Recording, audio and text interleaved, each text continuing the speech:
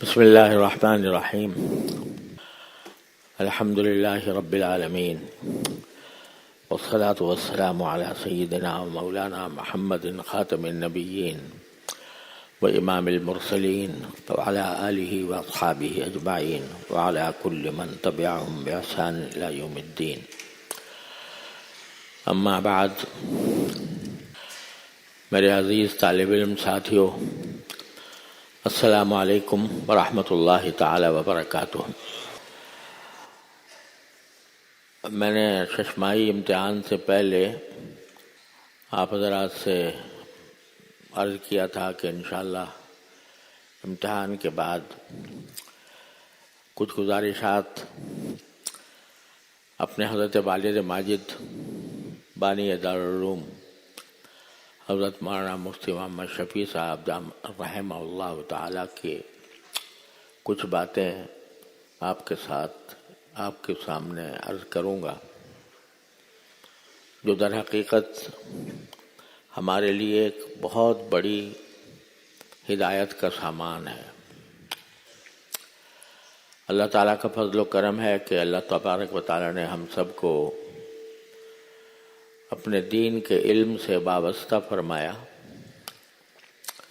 ہم پڑھ رہے ہیں، پڑھا رہے ہیں، اور قرآن و سنت سے متعلق علوم ہی کی درس و تدریس میں مشغول ہیں، لیکن یہ ضروری ہے کہ یہ سمجھیں کہ ہم کیا پڑھ رہے ہیں، کیوں پڑھ رہے ہیں، اور کس طرح ہمیں پڑھنا چاہیے۔ ان باتوں کا اگر دل میں استحضار نہ ہو تو پھر پڑھنے پڑھانے کا فائدہ نہیں، جب تک کہ یہ معلوم نہ ہو کہ ہماری اس تعلیم کا، تدریس کا، پڑھنے پڑھانے کا مقصد کیا ہے اور اس کا کیا طریقہ ہمیں اختیار کرنا چاہیے۔ تو اس بارے میں حضرت والد ماجد قدس اللہ تعالیٰ سرہ نے ایک مرتبہ ہم سب طالب علموں کو اس آیت کریمہ کی تفسیر سمجھائی تھی، جو ہمارے دارالعلوم کے روداد میں سر برق پر لکھی ہوئی آیت، فَلَوْلَا نَفَرَ مِن كُلِّ فِرْقَةٍ مِّنْهُمْ طَائِفَةٌ لِيَتَفَقَّهُوا فِي الدِّينِ وَلِيُنذِرُوا قَوْمَهُمْ إِذَا رَجَعُوا إِلَيْهِمْ لَعَلَّهُمْ يَحْذَرُونَ۔ اس کی تفسیر حضرت والد ماجد قدس اللہ تعالیٰ سرہ نے ہم طلباء کے لیے کئی ہفتوں میں بیان کی تھی، اور اس میں ہمارے لیے بصیرت کا بہت عظیم سامان تھا۔ تو میرا دل چاہتا تھا کہ میں اس کا تکرار بھی کروں آپ کے سامنے، اس کی تھوڑی سی تشریح بھی پیش کروں، اور اپنے آپ کو بھی یاد دلاؤں کہ کیا کیا ہدایات ہمیں عطا فرمائی گئی تھیں۔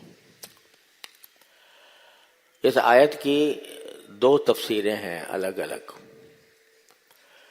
اور حضرت والد ماجد قدس اللہ تعالیٰ سرہ نے جو بیان فرمایا تھا وہ اس کی ایک تفسیر کے مطابق ہے۔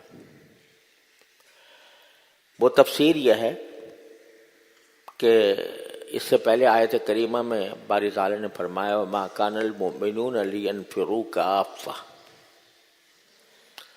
ایسا مسلمانوں کے لیے ضروری نہیں ہے کہ سب کے سب جہاد میں نکل کھڑے ہوں، بلکہ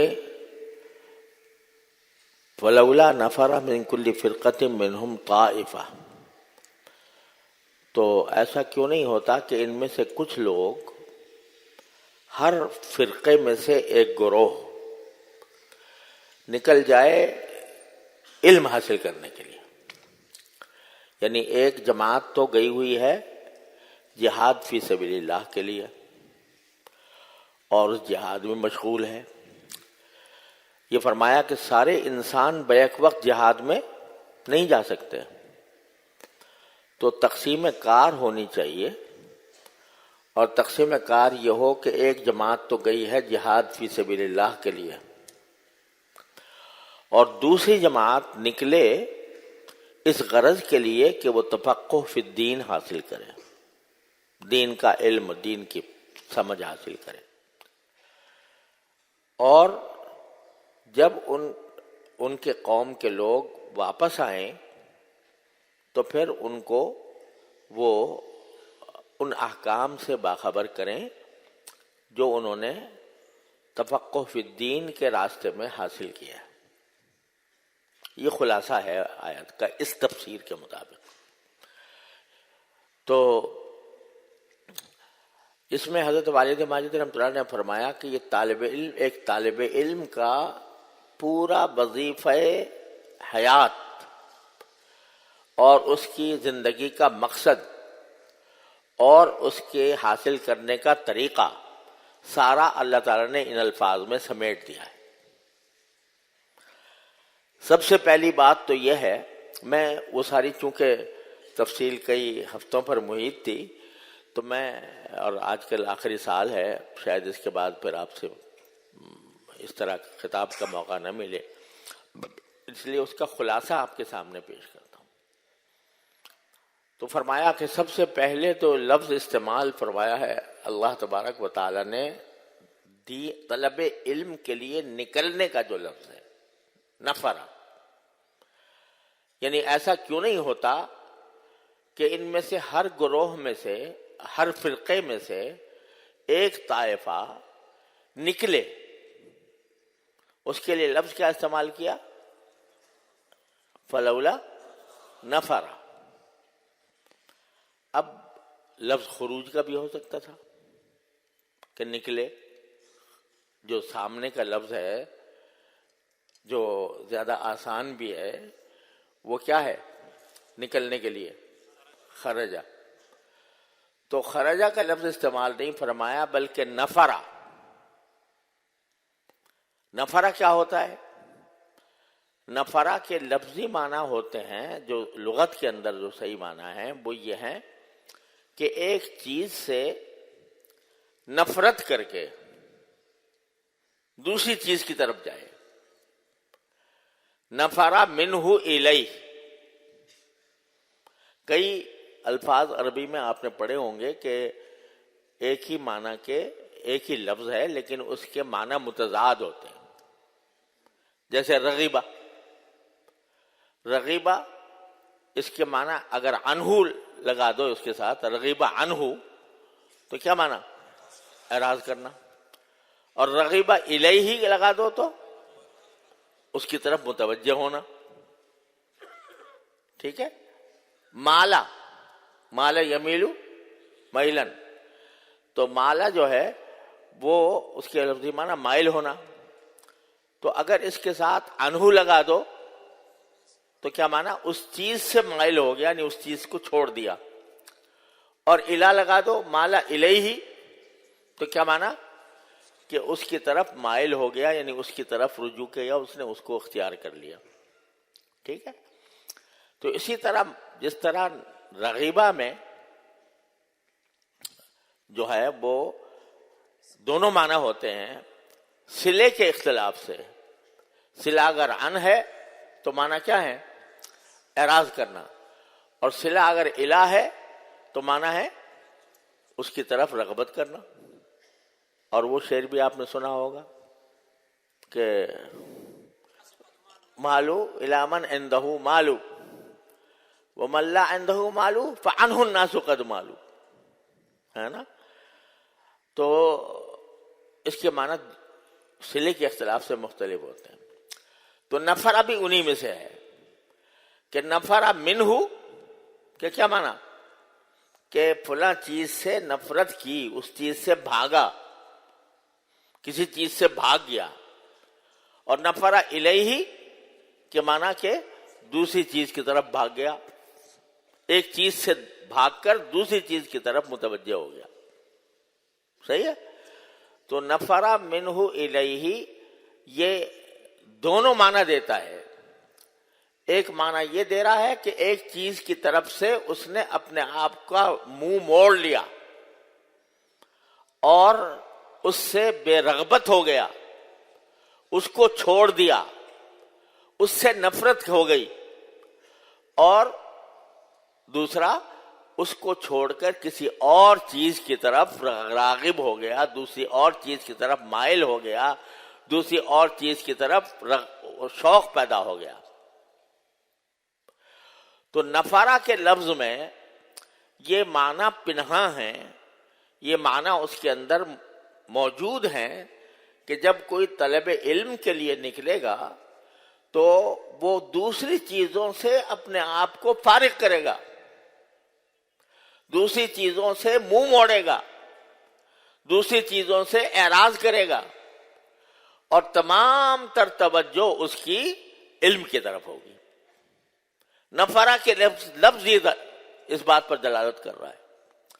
تو طالب علم اس کو کہیں گے کہ جو علم کے سوا دوسری تمام چیزوں سے دستبردار ہو کر اور دوسری تمام چیزوں کو چھوڑ کر ان سے بلکہ نفرت کر کے متوجہ کائے کی طرف ہو؟ علم کی طرف. وہ ہے طالب علم. لہذا علم جو ہے وہ، یا علم کی طلب جو ہے وہ اپنا کوئی رقیب برداشت نہیں کرتی، کوئی رقیب برداشت نہیں کرتی. یعنی علم اگر حاصل کرنا ہے تو پھر دوسری چیزوں کو چھوڑنا ہوگا. چھوڑنے کا معنی یہ ہے کہ آپ کا تمام تر شوق، تمام تر رغبت، تمام تر فکر، تمام تر کوشش وہ علم حاصل کرنے کے اوپر مبذول ہونی چاہیے.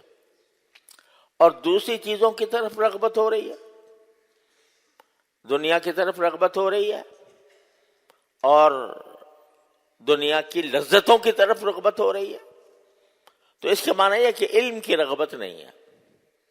علم کی رغبت یہ چاہتی ہے کہ دوسری چیزوں سے انسان اپنے آپ کو الگ کر لے، تب جا کر وہ نفرہ کا مصداق بنے گا. لہذا جب طالب علم ہے تو اس کا ایک ہی مطمع نظر ہونا چاہیے، وہ یہ کہ مجھے یہ علم حاصل ہو جائے، کسی طرح میں اس علم کو حاصل کروں. دوسری چیزوں کی طرف بقدر ضرورت جو انسان کی زندگی گزارنے کے لیے ضروری ہے تو اس کو تو بے شک اختیار کرے گا، لیکن جو اپنا شوق ہے، اپنی امنگ ہے، اپنی آرزو ہے، اپنی جد و جہد ہے، اپنی کوشش ہے، وہ ساری مرکوز ہونی چاہیے علم کے اوپر. لہذا یہ بھی ہو کہ طالب علم بھی ہے اور ساتھ میں اس کا زیادہ شوق پڑھنے کے بجائے اور علم حاصل کرنے کے بجائے وہ قصے کہانیوں کی طرف ملتوی ہے، متوجہ ہے، موبائل استعمال کر رہا ہے، اور موبائل کے اندر جو فتنے موجود ہیں ان فتنوں کے چکر میں پڑا ہوا ہے، اس انتظار میں ہے کہ کب سبق ختم ہو اور میں آ کے جا کے موبائل دیکھوں، کب سبق ختم ہو تو میں جلدی سے اپنے جو مزے کی چیزیں ہیں یا لذت کی چیزیں ہیں یا رغبت کی چیزیں ہیں ان کی طرف متوجہ ہو جاؤں. تو یہ طالب علم تو نہ ہوا. اس کے معنی یہ کہ وہ علم کو ثانوی درجہ دے رہا ہے، اپنی زندگی کا اصل مقصد اس نے اس کو نہیں بنایا ہوا. لہذا طالب علم تو وہ ہے کہ جو اپنے علم میں اس درجہ منہمک ہو کہ اس کی سب سے بڑی آرزو، سب سے بڑا شوق، سب سے بڑی امنگ یہ ہے کہ میری سبق سمجھ میں آ جائے اور یاد ہو جائے. اس طرف متوجہ ہوگا تو طالب علم ہوگا. لیکن اگر ادھر ادھر پھرتا اور شوق اس طرف لگا ہوا ہے، دیکھو جس چیز کا آج بھی شوق ہوتا ہے تو بچوں کو بھی دیکھا ہوگا، اپنے بچے کو آپ خود بھی شاید اس کا مشاہدہ کیے ہوئے ہوں کہ اگر فرض کرو کھانا بھی کھا رہا ہے بچہ تو ذہن اس طرف لگا ہوا ہے جلدی سے کھانا کھاؤں اور جا کے میدان میں کھیلوں.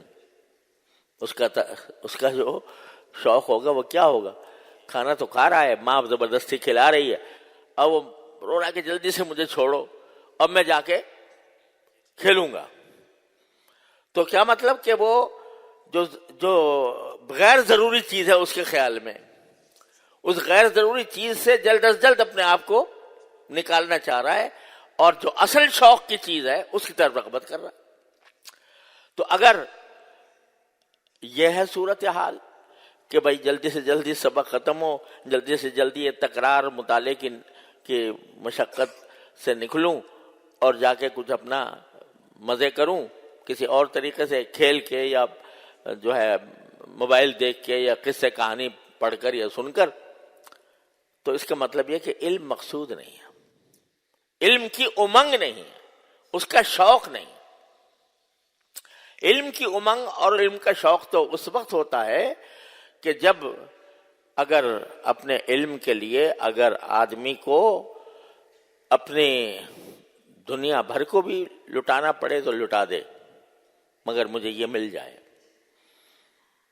حضرت امام ابو یوسف رحمۃ اللہ علیہ کے بارے میں مشہور ہے کہ ساری زندگی کبھی حضرت امام ابو حنیفہ رحمۃ اللہ علیہ کے سبق سے غیر حاضر نہیں ہوئے، صرف ایک دن تاخیر ہوئی، صرف ایک دن تاخیر. کس طرح ہوئی کہ ان کے والد ماجد رحمۃ اللہ علیہ کا انتقال ہو گیا تھا. اس انتقال میں ان کے تجہیز و تکفین میں کچھ وقت لگا، اس کی وجہ سے پہنچنے میں ناغہ نہیں ہوا بلکہ صرف تاخیر ہوئی. تو دوسری تمام چیزوں کو چھوڑ کر ذہن جو ہر وقت لگا ہوا ہے وہ علم کے حصول میں ہے. مسئلہ میری سمجھ میں آیا ہے یا نہیں آیا؟ اگر آیا ہے تو مکمل طور سے آیا ہے یا نہیں، اس میں کوئی شبہ باقی تو نہیں رہ گیا. اس طرف ذہن لگا ہوا ہو تو وہ ہے طالب علم صحیح معنی میں، اور اس کو کسی اور کی طرف التفات نہ ہونا چاہیے. مجھے یاد ہے حضرت ہم جب دارالعلوم نانک واڑہ میں پڑھتے تھے، دارالعلوم ابتدا میں تو نانک واڑہ میں محلے میں قائم ہوا تھا، چھوٹی سی جگہ تھی، تو وہاں حضرت والد واجد رحمۃ اللہ علیہ مختلف زمانے کے بڑے بڑے علماء آیا کرتے تھے، ان سے ان کا خطاب ہوتا تھا، طلباء کو نصیحتیں کرتے تھے.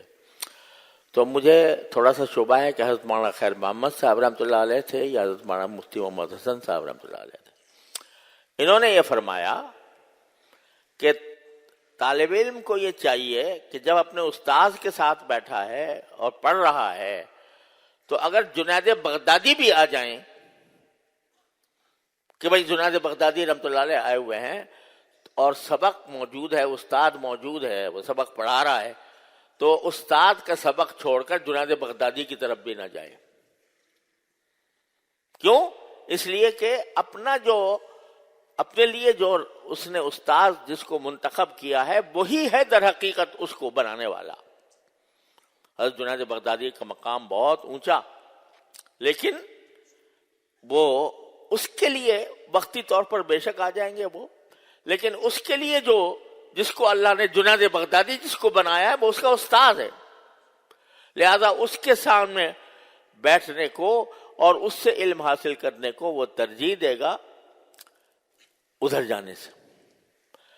تو آپ ذرا تصور فرمائیے کہ اتنا بڑا بزرگ جنید بغدادی وہ آ جاتے ہیں، تب بھی وہ اس کی طرف متوجہ نہیں ہوتے، کہتے ہیں میں تو اپنے استاد سے پڑھوں گا جو کچھ پڑھنا ہے مجھے. استاد کو اگر ضرورت ہوگی جا کے جنید بغدادی سے پوچھ لیں گے، لیکن استاد اپنا ہے جس کو میں نے منتخب کیا ہے اور جس کو اللہ تبارک و تعالی نے میرے لیے علم کا ذریعہ بنایا ہے.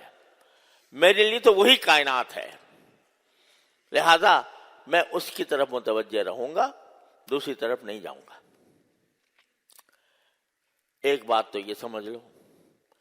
دوسری بات، آیت کہاں سے شروع ہوئی تھی؟ ما کان المؤمنون لینفروا کافہ. وہاں نفر سے مراد جہاد کا نفر ہے کہ سارے مومن جو ہیں وہ سارے کے سارے جہاد میں نہیں جا سکتے، بلکہ کیا کرنا پڑے گا کہ کچھ لوگ جہاد میں جائیں گے اور کچھ لوگ طلب علم میں جائیں گے. ٹھیک ہے, تقسیم کر دیا اللہ تعالیٰ نے, جہاد کے لیے الگ اور طلب علم کے لیے الگ. اب جب تقسیم کر دی تو جو جہاد میں لگے ہوئے ہیں وہ اپنا فریضہ ادا کر رہے ہیں, ان کو بھی اس کے لیے بھی نفر کا لفظ ہے, یعنی وہ اور چیزوں سے منہ موڑ کر اپنا سارا شوق اور ساری جد و جہد مرکوز کیے ہوئے ہیں جہاد کے اوپر. وہ ان کا کمال ہے, وہ ان کا راستہ ہے. اور لیکن طالب علم کو کہا گیا کہ ان سے ادھر نہیں جانا تمہیں, بلکہ تمہیں اپنے طلب علم کی طرف جانا ہے. تو یہ جو دماغ میں خیال آ جاتا ہے کہ چلو ہم طالب علم بھی ہیں اور ساتھ ساتھ جہاد میں بھی جائیں گے, وہ جہاد چاہے قتال والا جہاد ہو یا جس کو سیاست کہتے ہیں آج کل وہ ہو. سیاست جو ہے وہ بھی ایک جہاد کی ایک نوع ہے نا, کہ جس کے ذریعے اس بات کی کوشش کی جاتی ہے کہ جو حکومت آئے وہ اچھی آئے, وہ اچھے لوگوں پر مشتمل ہو, وہ ایسے لوگ ہوں کہ جو دین کو قائم کر سکیں, دین کی نصرت کر سکیں. تو یہ جد و جہد جو ہے نا, یہ سیاسی جد و جہد اگر بالفرض صحیح رخ پر ہو اور صحیح مقصد کے لیے ہو تو وہ بھی جہاد کے حکم میں ہے کہ نہیں ہے. لیکن جب تم طالب علم بنے ہوئے ہو تو اس وقت تمہیں جہاد نہیں کرنا, اس وقت تمہیں اس مشغولیت میں نہیں جانا, اس وقت تو تمہیں نفرہ, وہاں نفرہ کس کام کے لیے ہے کہ دوسری چیزوں سے منہ موڑ کر طلب علم میں لگ جاؤ. سمجھ گئے؟ اب یہ کہ بھئی جب تقسیم کار کر دی اللہ تعالیٰ نے, ایک طائفہ ہے جو جہاد میں لگا ہوا ہے, چاہے جہاد وہ قتال والا جہاد ہو یا سیاسی جد و جہد ہو, وہ بھی جہاد ہے. لیکن جب دونوں نے تقسیم کار کر دی کہ وہ جائے اس طرف اور تم جاؤ اس طرف, یعنی علم کی طرف. اب اگر بیچ میں تمہارے دماغ میں یہ خیال آ جاتا ہے کہ بھئی وہ بھی تو دین کا کام ہو رہا ہے, سمجھے نا, وہ بھی دین کا کام ہو رہا ہے, وہ بھی جہاد فی سبیل اللہ ہے, تو ہم طلب علم کے ساتھ لاؤ جہاد بھی کریں اور جا کے تم جلسوں میں شریک ہو جاؤ اور جا کے نعرے لگاؤ اور جلوس نکالو. تو کیا ہوا, یہ خلط مبحث ہو گیا. یہ اپنے آپ کو آپ نے خلط مبحث میں مبتلا کر لیا. تو نہ یہاں کے رہو گے نہ وہاں کے رہو گے, نہ ادھر کے رہو گے نہ ادھر کے رہو گے. اگر تم نے طلب علم کا راستہ اختیار کیا, نہیں کیا, چلے جاؤ ادھر, وہ بھی دین کا کام ہے. لیکن اگر تم نے طلب علم کا راستہ اختیار کیا تو اپنے آپ کو محدود کرنا ہوگا اور ساری چیزوں سے نظر اٹھا کر خالص دین کے طلب علم کی طرف اپنے آپ کو مرکوز کرنا ہوگا. جب فارغ ہو جاؤ گے تو پھر تمہیں اختیار ہے, جو راستہ چاہو اختیار کر لو. لیکن جب طلب علم کر رہے ہو تو اس وقت میں کوئی اور چیز بیچ میں نہیں آئے گی, کوئی رقیب اس کا نہیں آئے گا جس میں سیاست بھی داخل ہے. اب اگر تم طالب علم بھی بن رہے ہو, علم بھی حاصل کر رہے ہو اور عملی سیاست میں بھی حصہ لے رہے ہو, تو یہ اجتماع ہے ضدین کا. دونوں چیزیں ایک ساتھ نہیں چل سکتی. قرآن نے واضح تفریق کر دی کہ ایک فریق جائے گا کہاں, جہاد میں, اور ایک فریق جائے گا طلب علم میں. اور جب طلب علم میں جائے گا تو نفر کے ساتھ جائے گا, یعنی دوسری چیزوں سے اعراض کر کے جائے گا اور علم کی طرف توجہ مرکوز کر کے جائے گا. یہ وجہ ہے جو ہم آپ کو جو ہے دارالعلوم کے ضوابط میں یہ بات موجود ہے کہ کسی سیاسی سرگرمی میں آپ حصہ نہیں لیں گے. اب لوگ سمجھتے ہیں دین کا کام تھا اس کے لیے روک دیا, اس سے روک دیا. تو دین کے کام سے نہیں روکا, بلکہ تمہیں خلط مبحث سے روکا ہے کہ تم طالب علم ہونے کی حیثیت سے تمہارا کام صرف اپنے آپ کو دین کا علم حاصل کرنے پر مرکوز رکھنا ہے، دوسری چیزوں سے قطع نظر کرنا ہے، وہ تمہارا کام نہیں ہے، وہ کسی اور کا کام ہے، تو اس کی طرف متوجہ ہونا۔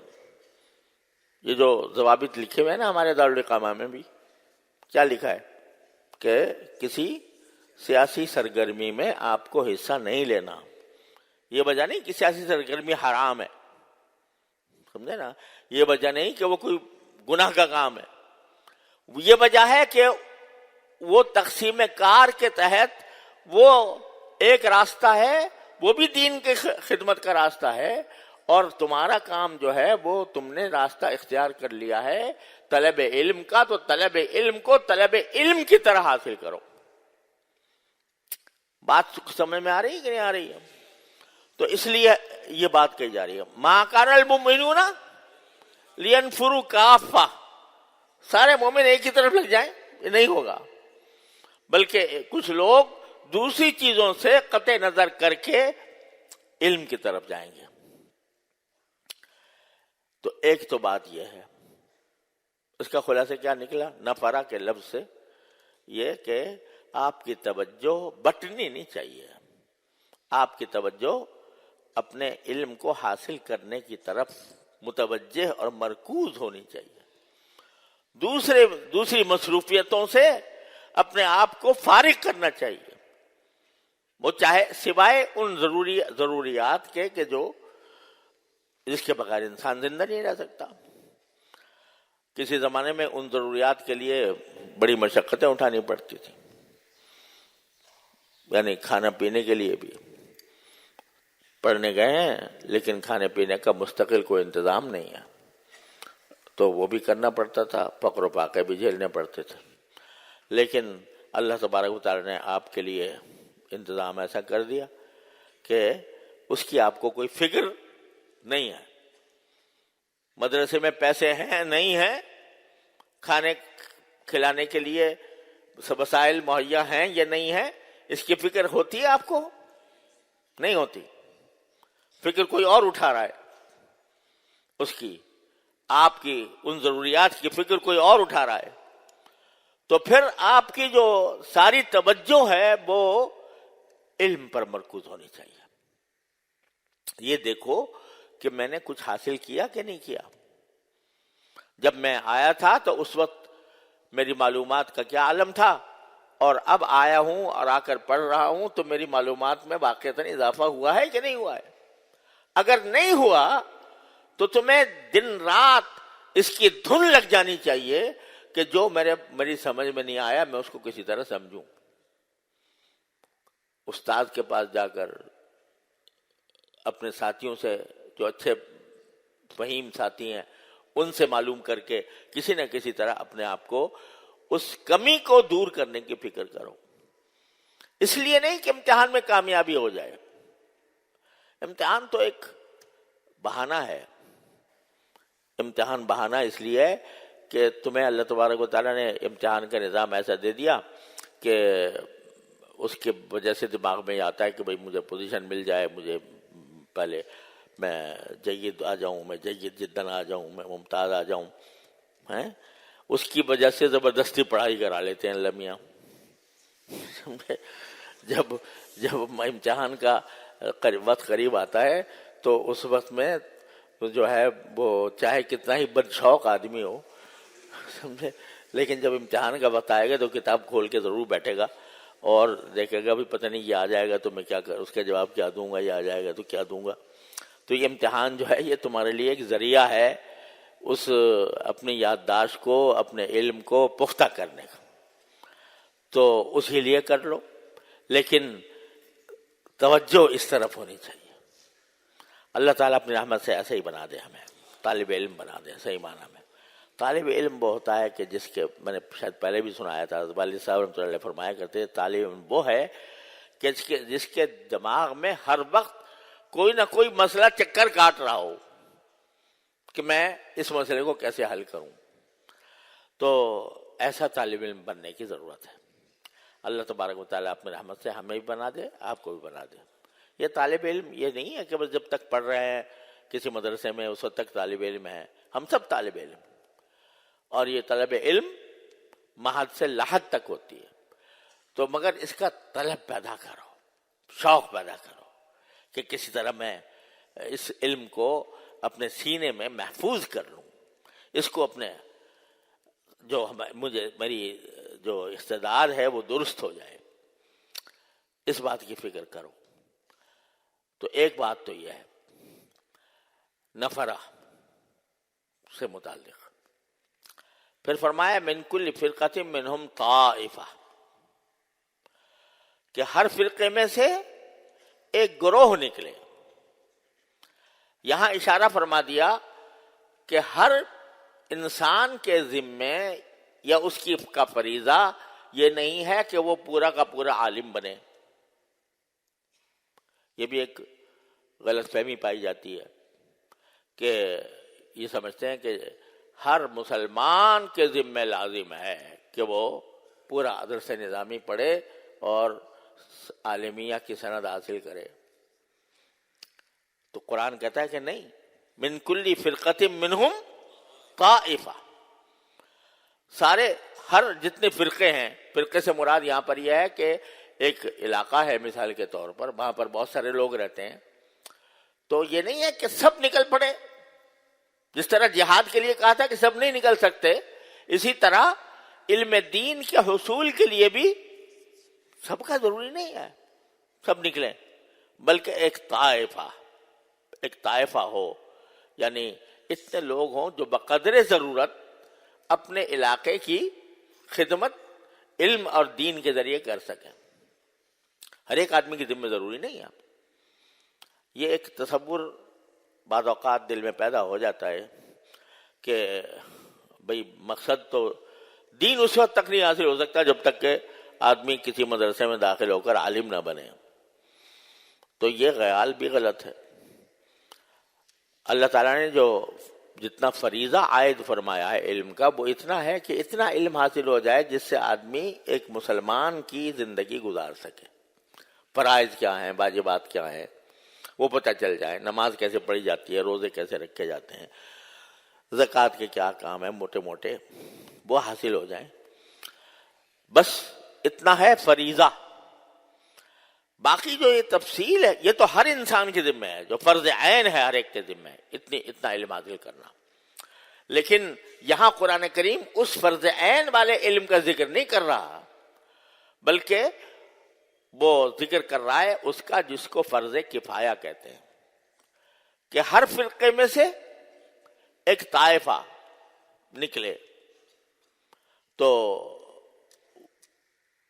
اس کو فرض کفایہ قرار دیا کہ سب کے ذمہ ضروری نہیں۔ جس طرح سب کے لیے جہاد ضروری نہیں ہے، اسی طرح سب کے لیے علم کے لیے نکلنا بھی ضروری نہیں ہے، بلکہ صرف اتنا علم حاصل کر لے جو اس کو دین کے مطابق زندگی گزارنے میں معاون ہو جائے، بس کافی۔ لیکن ایک طائفہ ہونا چاہیے۔ اب وہ طائفہ جو ہے وہ اپنے آپ کو اس لیے فارغ کرے کہ میں علم دین پورا حاصل کروں، جتنا بھی حاصل کر سکتا ہوں پورا حاصل کروں۔ تو یہ بتا دیا، یہ جو بعض اوقات دلوں میں خیال پیدا ہوتا ہے کہ بھئی جو ہے بعض اوقات طالب علم ہوتے ہیں، ان میں خاندان میں ایک آدمی کو بھیج دیا والدین نے عالم بننے کے لیے، اور دوسرے جو ہیں وہ کسی اور کام میں لگ گئے۔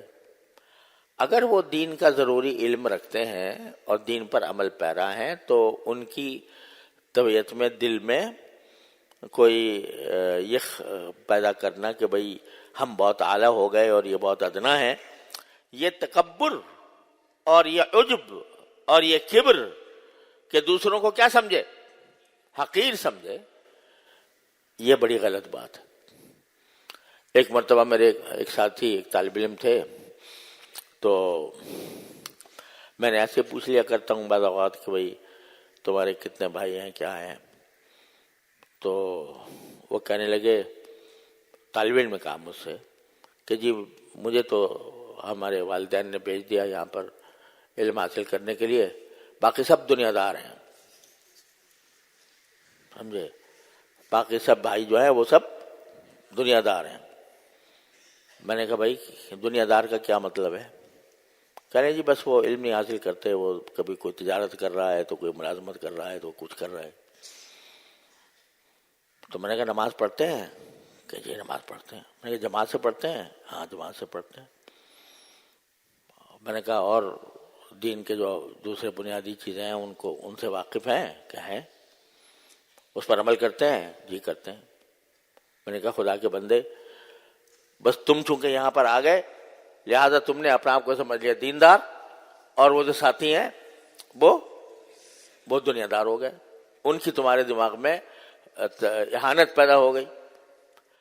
ارے بھائی تمہیں اللہ تعالیٰ نے توفیق دی، اس راستے پر آ گئے، علم کے راستے پر آ گئے، اور بھیجا انہوں نے ہی۔ ان میں سے معلوم ہوا کہ اس کا خرچہ ایک بھائی بڑا بھائی اٹھاتا تھا، اس کو کہہ رہا ہے کہ میں وہ خرچہ جو اٹھاتا ہے میرا وہ دنیا دار ہے، تو وہ خرچہ اٹھا رہا ہے بیچارہ، اس کو پیسے بھیج رہا ہے تاکہ وہ دین کے علم حاصل کر لے، لیکن چونکہ اس نے علم دین اس معنی میں حاصل نہیں کیا، درس نظامی نہیں پڑھا، لہذا وہ دنیا دار ہو گیا۔ تو یہ خناس دماغ میں پیدا ہو جاتا ہے کہ ہم تو عالم ہیں اور دوسرے جاہل ہیں تو دنیا دار ہیں۔ کیا پتا ان کا کیا مقام ہے اللہ تعالیٰ کے ہاں، وہ تمہارے اوپر تمہارے لیے تمہارے حاجات کی کفالت کر رہے ہیں، اور الحمدللہ حلال طریقے سے کما رہے ہیں، کوئی حرام طریقہ نہیں اختیار کیا ہوا، اور دین کے جو بنیادی احکام ہیں ان کے اوپر عمل بھی کر رہے ہیں۔ تم کہاں سے افضل ہو گئے ان کے؟ اپنے آپ کو افضل سمجھنا اور دوسروں کو حقیر سمجھنا۔ تو یہ آیت کا جو یہ حصہ ہے کہ من کل فرقۃ منہم طائفہ، فرقۃ منہم یعنی مسلمانوں کا ایک فرقہ، تو وہ مسلمان ہیں اور مسلمان ہونے کے جو مقتضیات ہیں ان پر عمل بھی کر رہے ہیں۔ ان میں سے ایک طائفہ تمہیں نکال دیا، تمہاری اللہ تعالیٰ نے توفیق دی، فضل فرمایا، تمہیں اس کام کے لیے نکال دیا، تو تم اپنے آپ کو یہ سمجھو کہ میں بہت بڑا ہو گیا، اور میرے جو دوسرے ہیں وہ دنیا دار ہیں، اور وہ معاذ اللہ وہ ان کی کوئی خاص عزت نہیں ہے۔ یہ خناس دل سے نکال دیا قرآن نے یہ الفاظ استعمال کر کے، من کل فرقۃ منہم طائفہ۔ تم طائفہ، اس طائفے میں الحمدللہ داخل ہو گئے، شکر ادا کرو اللہ تبارک و تعالیٰ کی اس نعمت کا، شکر ادا کرو کہ تمہیں اللہ تعالیٰ نے اس طائفے میں بنا دیا جس طائفے کو اللہ تعالیٰ نکالنا چاہتے ہیں علم کے راستے میں۔ تو خبردار جو دوسروں کو حقیر سمجھے، وہ کسی کو کوئی حقیر نہیں۔ ان اکرمکم عند اللہ اتقاکم، اعلمکم نہیں فرمایا، اتقاکم۔ بہت سے ہیں کہ جو علم تو حاصل کر لیا لیکن تقوی سے دور ہیں، اور بہت سے وہ ہیں جنہوں نے علم حاصل نہیں کیا اس معنی میں، درس نظامی کے معنی میں، لیکن اللہ نے تقوی عطا فرمایا، بہت ہزار درجہ بہتر ہے تم سے۔ لہذا کبھی بھی اس وجہ سے کہ ہمیں اللہ تعالیٰ نے یہ نعمت دی ہے، ہم اس کی وجہ سے طبیعت میں کبر پیدا نہ ہو۔ آگے فرمایا لیتفقہوا فی الدین، یہ کیوں نکلے یہ لوگ اپنے گھروں سے؟ کیوں نکلے؟ کس لیے نکلے؟ تفقہ فی الدین حاصل کرنے کے لیے۔ لیتعلموا الدین نہیں فرمایا، سیدھا سا لفظ تو کیا تھا بھائی؟ لیتعلموا، کہ وہ اس لیے نکلے تاکہ دین کا علم حاصل کریں، لیکن قرآن کریم نے جو لفظ استعمال فرمایا لیتفقہوا فی الدین، دین میں سمجھ حاصل کریں۔ تو یہ بتا دیا کہ علم حاصل کرنے کا جو اصل مقصود ہے وہ صرف جان لینا نہیں ہے۔ تعلم تو یہ ہے نا کہ آپ کو پتہ چل گیا کہ یہ فلاں چیز جو ہے باب ضربہ یضربو سے آتی ہے، ضربہ زید عمرن کی ترکیب آپ کو آ گئی. ساری زندگی زید اور عمر کا جھگڑا ہی ختم نہیں ہوا. تو شیخ سعدی رحمۃ اللہ علیہ فرماتے ہیں کہ میں جس زمانے میں یہ فتنہ تاتار ہوا تھا تو اس زمانے کے ہیں شیخ سعدی رحمۃ اللہ علیہ، تو وہ کہہ رہے ہیں کہ میں جو ہے سفر کر کے کہیں بغداد چلا گیا. اب اس وقت میں خوارزم کی اور تاتاریوں کی جنگ جاری تھی، ختم ہو گئی تھی. تو وہاں میں نے جا کے مدرسے میں جا کے دیکھا تو وہاں طالب علم جو ہیں وہ پڑھ رہے تھے ضرب زید عمرن ضرب زید عمرن، سمجھے. تو میں نے اس طالب علم سے کہا کہ یار خوارزم کی اور تاتار کی جنگ ختم ہو گئی، زید اور عمر کی جنگ آج تک بھی ختم نہیں ہوئی. تو یہ صرف اس بات کا نام نہیں ہے کہ بھائی آپ نے پڑھ لیا کہ ضربہ کے معنی مارنے کے ہوتے ہیں، زید اس کا فاعل ہے اور عمر اس کا مفعول ہے، اور وہ فاعل ہونے کی وجہ سے مرفوع ہے اور عمرن جو ہے مفعول ہونے کی وجہ سے منصوب ہے. یا یہ کہ آپ نے پڑھ لیا کہ فقہ کے اندر کہ بھائی وضو کے 4 فرائض ہوتے ہیں اور اتنی سنتیں ہوتی ہیں. صرف اتنا کا نام علم، یہ مقصود نہیں ہے. صرف مقصود کیا ہے؟ تفقہ فی الدین، دین کی سمجھ حاصل کرنا. سمجھ حاصل کرنے میں عجیب چیزیں داخل ہیں، یعنی صرف علم کے ساتھ بہت ساری چیزیں مل کر بنتی ہیں تفقہ فی الدین. وہ کیا بنتی ہیں کہ مثلا علم جس چیز کا حاصل ہوا وہ دل میں اتر جائے، اور دل میں اترنے کے نتیجے میں وہ انسان کو دل میں اتر کر عمل پر آمادہ کر دے، عمل پر آمادہ کر دے. فضائل پڑھ لیے بہت حدیث میں، فلاں چیز کی فضیلت، فلاں چیز کی سبحان اللہ پڑھنے سے یہ فائدہ ہوتا ہے، الحمدللہ پڑھنے سے یہ فائدہ ہوتا ہے. اگر امتحان میں پوچھو گے تو آپ تب لکھ دو گے کہ بھائی یہ فضیلت ہے سبحان اللہ کی، یہ فضیلت ہے الحمدللہ کی، یہ فضیلت ہے لا الہ الا اللہ کی، یہ فضیلت ہے اللہ اکبر کی، لا حول ولا قوت الا باللہ جو ہے جنت کے خزانوں میں سے خزانہ ہے. سمجھے نا؟ علم میں علم حاصل ہو گیا. پوچھا کبھی پڑھا تھا؟ کبھی توفیق ہوئی کہ وہ کلمات جن کی اتنی فضیلتیں پڑھی تھی وہ پڑھی؟ کبھی ان پر عمل کرنے کی نوبت آئی؟ تو معلوم ہوا آئی نہیں. تو سب خاصیات معلوم ہے اعمال کی، فلاں عمل پر یہ ثواب ہوتا ہے، فلاں عمل پر یہ ثواب ہوتا ہے، فلاں عمل پر یہ گناہ ہوتا ہے، ساری خاصیتیں پتہ چل گئیں. لیکن عمل میں صفر، نہ وہ فضائل عمل میں آ رہے ہیں، نہ وہ گناہ چھوڑے جا رہے ہیں جن کے اوپر کے وعیدیں وارد ہوئی ہیں. یہ سمجھ ہوئی؟ یہ علم کارآمد ہوا. علم تو کارآمد اس وقت ہوگا جب کہ وہ دل میں اتر کر انسان کی عملی زندگی پر اثر انداز ہو جائے اور انسان کی عملی زندگی اس کے تابع ہو جائے.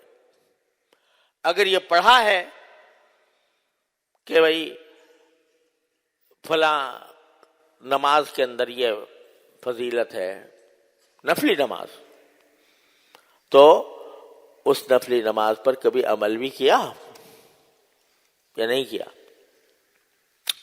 میں آپ کو اپنی بات بتاتا ہوں.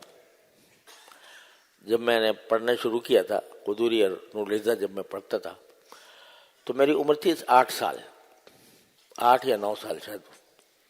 سن 1951 میں پڑھنا 52 میں، 1952 میں قدوری نور العزت پڑھتا تھا تو میری عمر 9 سال تھی. تو 9 سال کی عمر میں استاد جو ہے وہ پڑھا رہے ہیں، اور پڑھانے میں انہوں نے کہا کوئی آدمی اگر نفلی نماز پڑھ رہا ہے تو نفلی نماز کا وہ حکم یہ ہوگا، یہ اس کے کچھ قاعدے بیان ہو رہے تھے. تو دماغ میں آ رہا کہ نفلی نماز کیا ہوتی ہے. تو پتہ چلا کہ بھئی نفلی نماز وہ ہوتی ہے کہ جس کے کرنے میں ثواب ہے اور چھوڑنے میں کوئی گناہ نہیں. تو اس وقت میں بچے کی بات کر رہا ہوں، اپنے بچے کے ذہن کی. تو میرے دماغ میں آ رہا ہے کہ یار نفلی نماز پڑھتے کیوں ہیں لوگ؟ جب اس کے چھوڑنے میں کوئی گناہ نہیں کرنے میں کوئی گناہ نہیں تو پڑھنے کی کیا ضرورت ہے نفلی؟ تو وہ دماغ میں وہ بچپن میں یہ سمجھ میں آ رہا ہے کہ بھئی چلو گناہ سے تو بچ جاؤ، اچھی بات ہے، لیکن یہ کیا ضرورت ہے کہ آدمی نفلی نماز بھی پڑھے اور اس کے اوپر وہ بھی کرے؟ تو ہم ہے تو یہ بچپن کی بات، لیکن اگر غور کرو تو یہ اکثر و بیشتر ہم سب کے اندر میں موجود ہوتی ہے کہ فضائل تو پڑھ لیے، فلاں چیز کی ہے فضیلت ہے، فلاں چیز کی ہے فضیلت ہے، لیکن عمل کرنے کے وقت میں یہ خیال آتا ہے کہ بھئی گناہ تو ہے نہیں، چلو کیا ضرورت ہے۔ دیکھو یہ جو آپ مختلف دعائیں وارد ہوئی ہیں کہ فلاں وقت میں یہ پڑھو، فلاں وقت میں یہ پڑھو، کھانے سے پہلے یہ پڑھو، کھانے کے بعد یہ پڑھو، بیت الخلا جاتے ہوئے پڑھو، باہر نکلتے ہوئے پڑھو، یہ دعائیں پڑھی کہ نہیں پڑھی ہیں؟ لیکن کتنی پر واقعتاً عمل ہے؟ بعض اوقات مجھے حسرت ہوتی ہے، تبلیغ جماعت میں جو لوگ وقت لگا لیتے ہیں کچھ، تو کیسے ہی آدمی، چاہے وہ دکاندار ہو، چاہے وہ ملازم ہو، چاہے کچھ ہو، تو اس کو یہ دعائیں یاد نہیں ہو جاتی بلکہ ازبر ہو جاتی ہیں، اور پھر وہ عادی بن جاتا ہے ان کا۔ لیکن ہمارے مدرسے میں آ کر طالب علم وہ 7-8 سال اس نے گزار لیے، لیکن پھر بھی یہ عادی نہیں بنا ان دعاؤں کا، جو اللہ تعالیٰ کے ساتھ تعلق قائم کرنے کا بہترین اور مضبوط ترین طریقہ ہے، اس کا عادی نہیں بنا۔ تو کیا ہوا؟ یہ جو کچھ پڑھا تھا علم، وہ اندر اترا نہیں، اور اتر کر اس نے عمل پر آمادہ نہیں کیا۔ تو اس طرح جائزہ لے کے دیکھے ہر آدمی، ہر طالب علم اپنے آپ کا، کتنی سنتوں پر میں عمل کرتا ہوں، کتنی پر عمل نہیں کرتا۔ یہاں صرف جان لینے کے معنی میں علم حاصل نہیں کرنا، بلکہ تفقہ حاصل کرنے کی، تفقہ کا ایک سمجھ تو وہی ہوئی نا کہ آدمی کو ایک بات کا علم ہے تو اس علم کے اوپر عمل کرے، تب جا کے سمجھ حاصل ہوگی نا۔ ایک آدمی کو پتا ہے کہ آگ جلاتی ہے، ٹھیک ہے، علم حاصل ہے۔ اب اگر پتا ہے کہ آگ جلاتی ہے اور ہاتھ داخل کر رہا ہے اس میں آگ میں، تو یہ سمجھ ہوئی؟ علم تو ہے لیکن سمجھ نہیں ہے۔ سمجھ ہوتی تو آگ کے اندر ہاتھ نہ ڈالتا۔ تو علم تو ہے کہ فلاں چیز گناہ ہے، نظر کا غلط استعمال کرنا گناہ ہے، علم حاصل ہو گیا، لیکن جب عملی زندگی میں جاتا ہے تو آنکھ کی حفاظت نہیں کرتا۔ تو اس کے معنی یہ کہ علم تو ہے، سمجھ نہیں ہے۔ سمجھ ہوتی تو اس علم کے مطابق عمل بھی کرتا۔ تو قرآن یہ کہہ رہا ہے کہ یہ جو تم جس مقصد کے لیے نکل رہے ہو، ساری دنیا کو چھوڑ کر جس چیز کو حاصل کرنے جا رہے ہو، وہ صرف علم نہیں ہے بلکہ سمجھ ہے، دین کی سمجھ۔ اور اسی لیے ہمارے جو آیت کریمہ ہے انما یخشی اللہ من عبادہ العلماء، حضرت شاہ عبد القادری صاحب رحمۃ اللہ علیہ، جو اردو کے سب سے پہلے ترجمہ جنہوں نے لکھا ہے، اور اتنی مدت میں لکھا ہے کہ جامع مسجد کے جس پتھر پر بیٹھ کر لکھا ہے وہ پتھر گھس گیا تھا، اس میں وہ جو ترجمہ ایک ایک لفظ کے جس طرح کرتے ہیں، وہ پتہ نہیں مدتوں سوچ سمجھ کے کیا ہے انہوں نے ترجمہ۔ تو اس کا ترجمہ کیا، انما یخشی اللہ من عبادہ العلماء، اللہ سے ڈرتے وہی ہیں جن کو سمجھ ہے، یہ ترجمہ کیا حضرت۔ ڈرتے وہی ہیں جن کو سمجھ ہے، یعنی علم سے مراد یہاں پر وہی ہے جس کو قرآن تفقہ فی الدین کہہ رہا ہے۔ تو تفقہ فی الدین اس سمجھ کا نام ہے کہ جو کچھ پڑھا ہے اس کا علم اندر اتنا اس طرح سما گیا کہ اس نے انسان کو عمل پر آمادہ کر دیا. یہ ہے تفقہ فی الدین. تو خوب سمجھ لو کہ یہاں صرف آپ کو الفاظ و نقوش نہیں پڑھنے، گردانیں یاد نہیں کرنی. صرف گردانیں تو خیر یاد کرنی ہے انشاءاللہ، وہ تو کرنی ہے، سمجھے. اس کے بغیر تو آگے بھی نہیں چلتا آدمی. تو صرف علم کی باتیں یاد ہی نہیں کرنی، بلکہ یاد کرنے کے ساتھ ان کو دل میں اتارنا ہے. دل میں اتارنے کے نتیجے میں پھر کیا ہوگا؟ وہ عمل پر انسان کو آمادہ کرے گا. پڑھ لیا کہ جماعت کی نماز جو ہے وہ 27 درجہ افضل ہوتی ہے انفرادی نماز سے. پڑھ لیا. امتحان میں اگر آیا پوچھا کہ بھئی جماعت کی نماز کتنی افضل ہوتی ہے انفرادی نماز سے، تو لکھ دو گے کہ نہیں لکھ دو گے؟ لکھ دو گے یا نہیں؟ یہ بھی لکھ دو گے کہ بعض جگہوں پر 25 درجے آیا ہے، بعض جگہ 27 جگہ آیا ہے، اور دونوں میں تطبیق کیا ہے، سمجھے. یہ بھی لکھ دو گے. لیکن ذرا دیکھو 5 وقت میں کیا ہوتا ہے. اتنے ہی اہمیت کے ساتھ جاتے ہو نماز کے لیے جس طرح مطلوب ہے رسول کریم صلی اللہ علیہ وسلم کو کہ اگر مجھے میرا بس چلے تو جو لوگ جماعت میں حاضر نہیں ہوتے ان کے گھروں کو جا کے آگ لگا دوں. تو میں پہلے بھی عرض کیا تھا کہ بھئی مسبوقین کی اتنی بڑی تعداد دارالعلوم کے اندر، یہ عار ہے، عیب ہے ہمارے لیے.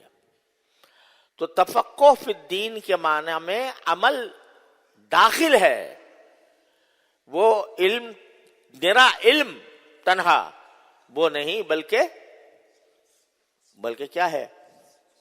وہ ایسا علم جو انسان کے دل میں سما کر اس کو علم پر، اس پر عمل پر آمادہ کر دے، وہ ہے تفقہ. لہذا یہ تعلموا نہیں فرمایا بلکہ لیتفقہوا فی الدین. یہ میں نے ادنا درجہ بیان کر رہا ہوں آپ کو تفقہ فی الدین کا، ورنہ اس کا ایک بہت اعلیٰ درجہ بھی ہے، وہ چلو اب کسی اور وقت صحیح.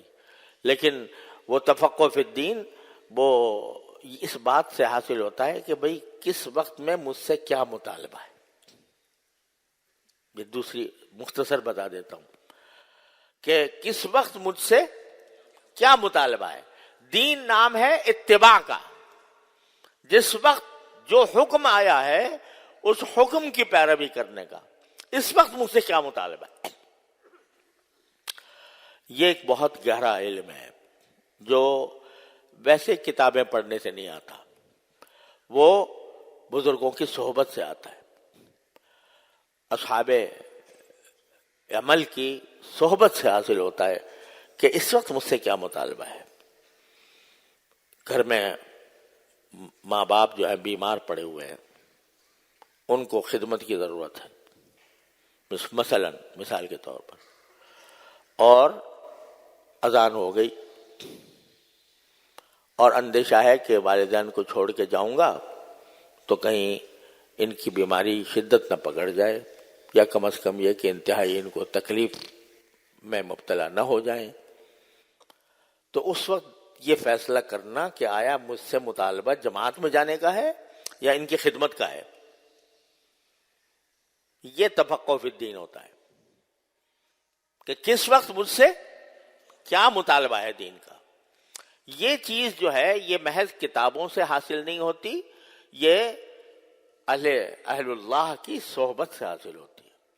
لہذا تفقہ فی الدین کے حاصل کرنے میں جہاں یہ بات داخل ہے کہ جو پڑھا ہے اس پر عمل کرے، وہاں یہ بات بھی داخل ہے کہ جو عمل کرنے والے ہیں ان کی صحبت اختیار کر کے یہ سمجھ پیدا کرے کہ کس وقت میرے لیے کیا طرز عمل مناسب ہے. وہ تفقہ فی الدین. بات سمجھ میں آئی؟ تو یہ جو آپ پڑھ رہے ہیں اس کا مقصد سمجھو. صرف یہ محض الفاظ پڑھنا اور اصطلاحات کو یاد کر لینا یہ تنہا مقصود نہیں ہے، بلکہ اس سے آگے یہ مقصود ہے کہ اس کے اوپر اپنا عمل ہو اور یہ فہم پیدا ہو جائے کہ مجھے کس وقت کیا کرنا چاہیے. مختصر لفظوں میں یہ بات ہے. آخری بات اسی سلسلے میں یہ ہے کہ تفقہو. یہ کون سا باب ہے؟ باب تفاعل ہے نا. تفاعل کی خاصیتیں پڑھی ہیں. اس میں ایک خاصیت کیا ہوتی ہے؟ تکلف کی، ہے نا، کہ کسی چیز کو تکلف سے یعنی تکلیف اٹھا کر حاصل کرنا، یہ اس کی خاصیت ہوتی ہے کہ نہیں ہوتی؟ تو تفقہ کے معنی کیا ہوئے کہ تکلیف اٹھا کر، مشقت جھیل کر دین کی سمجھ حاصل کریں. تو تفقہ کے مفہوم میں یہ بات داخل ہے کہ اس کو حاصل کرنے کے لیے کچھ مشقت اٹھانی پڑے گی، کچھ تکلیف اٹھانی پڑے گی. اور اگر اس تکلیف کو اٹھانے اور مشقت کو اٹھانے کا حوصلہ ہے تو بے شک آؤ. اگر حوصلہ نہیں ہے تو پھر جس کو ہو جان و دل عزیز اس کی گلی میں جائے کیوں. جس کو ہو جان و دل عزیز اس کی گلی میں جائے کیوں. اگر آئے ہو تو یہ سمجھنا پڑے گا کہ کچھ مشقت تو مجھے اٹھانی پڑے گی، تکلیف تو اٹھانی پڑے گی. اور یاد رکھو کہ جتنا آدمی مشقت اور محنت کر کے کوئی علم حاصل کرتا ہے اتنا ہی علم میں برکت زیادہ ہوتی ہے. اگر عیش و آرام کی زندگی میں بادشاہ بنے ہوئے ہیں اور آرام دہ زندگی گزر رہی ہے اور اعلیٰ درجے کی جو ہے رہائش بھی ہے اور کھانا بھی ہے اور سواری بھی ہے اور ہر چیز ساری آرام، اس حالت میں کرو گے حاصل تو ہو جائے گا پھر بھی، لیکن علم کا مزہ نہیں آئے گا. علم کا مزہ کائیں میں ہے؟ مشقت میں. مشقت کے ساتھ حاصل کرو گے تو اس وقت میں جو علم کی لذت آئے گی اور اس میں جو علم کا ذائقہ ملے گا وہ آرام کی یعنی شاہی انداز میں علم حاصل کرنے میں وہ لطف نہیں ہے. شاہی وہ چونکہ حدیث میں فرمایا گیا کہ حکمت کی بات جو کوئی بھی کہے تو وہ مومن کی گمشدہ متاع ہے، ضالۃ المومن. تو خواہ کسی کافر نے کہی ہو. لیکن کارل مارکس جو ایک اشتراکیت کا کمیونزم کا بانی تھا، اللہ بچائے ملحد تھا، لیکن ایک جملہ اس نے ایسا لکھا ہے کہ جو بڑا حکمت کا جملہ ہے. وہ کہتا ہے there is no royal road to science، کہ علم کے راستے پر، علم کی طرف جانے والا کوئی راستہ شاہی راستہ نہیں ہوتا. اس میں آدمی کو مشقت اٹھانی پڑتی ہے اور جتنی مشقت کے ساتھ علم حاصل کرے گا اتنی ہی علم کی حلاوت زیادہ ملے گی. تو یہ نہ سمجھنا کہ ہم بادشاہوں کی زندگی گزار کے اور پھر علم حاصل کر لیں گے. اللہ نے جتنی نعمتیں دے رکھی ہیں اس پر شکر ادا کرو. کبھی کم ہو جائے تو اس کم ہو جانے کو اپنے لیے اچھا سمجھو. کھانا مزیدار نہیں ملا کسی دن، سمجھے نا، کھانے میں کچھ 19-20 ہو گیا، مزیدار نہیں ملا، تو اس کو سمجھو میرے لیے نعمت ہے. یہ مل تو رہا ہے. جن کو نہیں ملا، امام بخاری رحمۃ اللہ نے صرف 3 بادام سارے دن میں کھا کر گزارا کیا ہے. صرف 3 بادام سارا دن میں، تب علم حاصل ہوا ہے. تو حضرت امام شافعی رحمۃ اللہ علیہ فرماتے ہیں کہ علم جو ہے وہ بادشاہوں کے ذریعے نہیں حاصل ہوتا. علم جو بادشاہی زندگی سے نہیں ہوتا، تھوڑی سی مشقت اٹھانے سے ہوتا ہے. آج ذرا اگر مطبخ میں کوئی اونچ نیچ ہو جائے تو طالب علم جو ہے وہ کہتے ہیں چلو درخواست تو دو، درخواست دو کہ جی کھانا جو ہے صحیح نہیں بن رہا، سمجھے؟ تو ایک طالب علم کا یہ شیوا نہیں. حضور نبی کریم سرورت عالم صلی اللہ علیہ وسلم کے سامنے جیسا کھانا آتا تھا ویسا کھا لیتے تھے. 3 مہینے گھر میں آگ نہیں جلتی تھی. تو سمجھو کہ کچھ سنت کے قریب جا رہے ہیں ہم. اگر کوئی مشقت پیش جاتی ہے تو یہ سمجھو کہ ہم نبی کریم سرورت عالم صلی اللہ علیہ وسلم کی حیات طیبہ سے کچھ نسبت پیدا کر رہے ہیں. تو اب تو اللہ تعالیٰ نے تمہارے لیے آسائشوں کا کچھ ٹھکانہ نہیں چھوڑا، جس طرح اللہ تعالیٰ نے آسائشیں عطا فرمائی ہیں. لیکن اس کا حق یہ ہے کہ اب اپنے آپ کو دن رات صبح شام ہر وقت اپنے آپ کو علم کے لیے خاص کر لو. اور اس علم کے اس تشریح کے ساتھ جو میں عرض کر رہا ہوں، لِيَتَفَقَّهُوا فِي الدِّينِ، تاکہ تفقہ حاصل کرو دین میں، علم نہیں تفقہ. حضرت حسن بصری رحمۃ اللہ علیہ جو بڑے درجے کے تابعین میں سے ہیں، اور جتنے بھی سلاسل تصوف ہیں سب جا کر ان پر منتہی ہوتے ہیں تقریباً. تو وہ کہیں جا رہے تھے تو کسی نے پیچھے سے آواز دی، یا فقیہ، اے فقیہ کہہ کر آواز دی. تو حضرت حسن بصری رحمۃ اللہ علیہ نے پیچھے مڑ کر اس سے کہا کہ اب حل رأیت فقیہا قط، کبھی کوئی فقیہ دیکھا بھی ہے تم نے؟ اور پھر فرمایا انما الفقیہ الزاہد فی الدنیا الراغب فی الآخرہ. فقیہ وہ ہوتا ہے جو دنیا سے بے رغبت اور آخرت کی طرف رغبت کرنے والا، وہ فقیہ ہوتا ہے. تو میرے بھائیوں، یہ اب وقت بھی اذان کا ہونے والا ہے، لیکن سبق جو مل رہا ہے وہ یہ کہ نمبر 1 کہ تم نفر کرنے والے ہو، یعنی علاوہ علم کے اور ہر چیز سے اپنے آپ کو فارغ کر کے.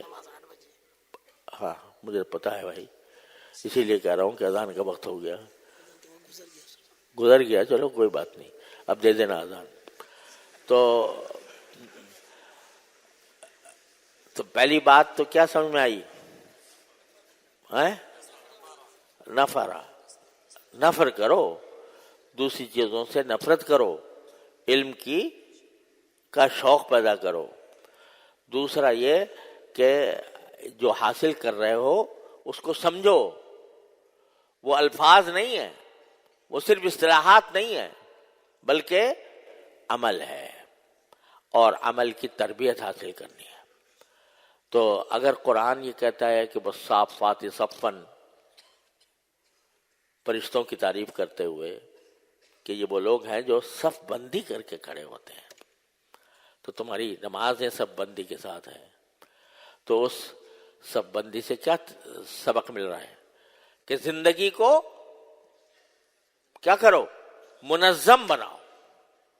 یہ نہیں کہ بھیڑ ہے جڑی جا رہی ہے، کوئی بڑا آدمی آ گیا، کوئی بڑا عالم آ گیا اور ایک بھیڑ لگ گئی، ایک کے اوپر ایک چڑھ رہا ہے، اور اس کو بھی بیچارے کو پریشان کر رہا ہے. جو راستے میں لوگ آ رہے ہیں ان کے اوپر بھی چڑھا ہوا ہے، کبھی ہاتھ اوپر نکال دیا اس کے کندھے سے، کبھی اس کے بغل سے نکال دیا.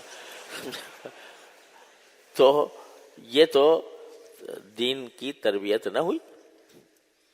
تربیت تو کیا ہے؟ بس صافاتی صفن. تو اپنے عمل کو سنت کے مطابق بناؤ، جو سنت کا طریقہ ہے، اور اس کو سیکھو. اس کو سیکھ کر صرف پڑھنا نہیں ہے، سیکھنا ہے. دین پڑھنا نہیں ہے، دین سیکھنا ہے کہ اپنے عمل میں آ جائے. اور دوسرا یہ کہ مشقت یہ ہے کہ نہیں سمجھ میں آ رہی ہے ایک بات، یہ نہیں کہ میں سمجھ میں نہیں آ رہی تو چھوڑو یار، پتہ نہیں امتحان میں آئے گی کہ نہیں آئے گی، بلکہ اس کو سمجھنے کی کوشش کرو اور اگر اس کے لیے مشقت اٹھانی پڑے، 10 جگہ جانا پڑے، 10 جگہ جاؤ اور جا کر اس کو سمجھنے کی کوشش کرو۔ اس طرح اگر طالب علم کریں گے تو انشاءاللہ ثم انشاءاللہ اللہ تبارک و تعالیٰ کے رحمت سے امید ہے کہ یہ طلب علم صحیح معنی میں طلب علم ہوگی۔ اور اس بات کو بار بار یاد کر لیا کرو، جو باتیں میں نے عرض کی ہیں ان کو ذرا یاد کر لیا کرو، اپنے لوح دل پر ان کو نقش کر لو، اور انشاءاللہ پھر دیکھنا کہ علم کی کیا برکات حاصل ہوتی ہیں۔ اللہ تبارک و تعالیٰ انشاءاللہ ایسا علم عطا فرمائیں گے اپنی رحمت سے، اپنے فضل و کرم سے، کہ وہ تمہارے زندگیوں میں گھس جائے گا۔ اللہ تعالیٰ ہم سب کو ایسا ہی کر دے۔ وصلی اللہ تعالیٰ علی خیر خلقہ۔ یا اللہ